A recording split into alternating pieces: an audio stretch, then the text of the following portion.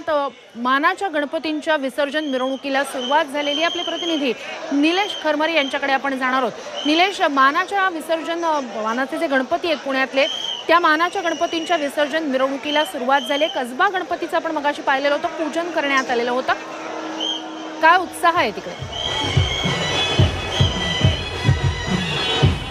नक्कीच खरं तर राज्याचे उपमुख्यमंत्री अजित पवार यांच्या हस्ते 10:30 या ठिकाणी लोकमान्य टिळकांच्या प्रतिमेस हार घालून जी पुण्याची विसर्जन मिरवणूक आहे तिला सुरुवात झालेली आहे। मी ज्या ठिकाणी उभा आहे हे आहे मंडई चौक आणि या ठिकाणीच मानाचे जे 5 गणपती आहेत ते या ठिकाणी रांगेला उभे राहतात आणि इथूनच विसर्जन मिरवणुकीला सुरुवात होत असते। या ठिकाणी तुम्ही पाहताय जे विष्णुनाथ ब्रह्म म्हणून जे मंडळ आहे ते या ठिकाणी सलामी देण्यासाठी दाखल झालेला आहे। मानाच्या पहिल्या गणपतीचं जे प्रस्थान आहे ते या ठिकाणी झालेलं आहे, तर मानाचा दुसरा गणपती जो आहे तो या ठिकाणी विसर्जन मिरवणुकीमध्ये सहभागी झालेला आहे। आपल्या पाठीमागे पाहताय की मानाचा जो दुसरा गणपती आहे त्याचा रथ या ठिकाणी आलेला आहे। तांबडी जोगेश्वरी जो मानाचा दुसरा गणपती आहे तो या ठिकाणी दाखल झालेला आहे। या ठिकाणी लोकमान्य टिळकांच्या प्रतिमेस हार घालून हा पण जो गणपती आहे तो पुढे विसर्जन मिरवणुकीमध्ये सहभागी होतोय। या ठिकाणी आपण पाहत असाल तर मोठा उत्साह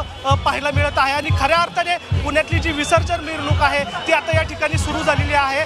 पुण्यातले अनेक नेते जे आहेत ते या ठिकाणी दाखल होऊन विसर्जन मिरवणुकीमध्ये सहभागी झालेले आहेत। या ठिकाणी मानाचा दुसरा गणपती तांबडी जोगेश्वरी जे आहे ती या ठिकाणी आलेला आहे आणि आता इथं त्याचे पूजन होणार आणि इथूनच तो आता मार्गस्थ होत आहे।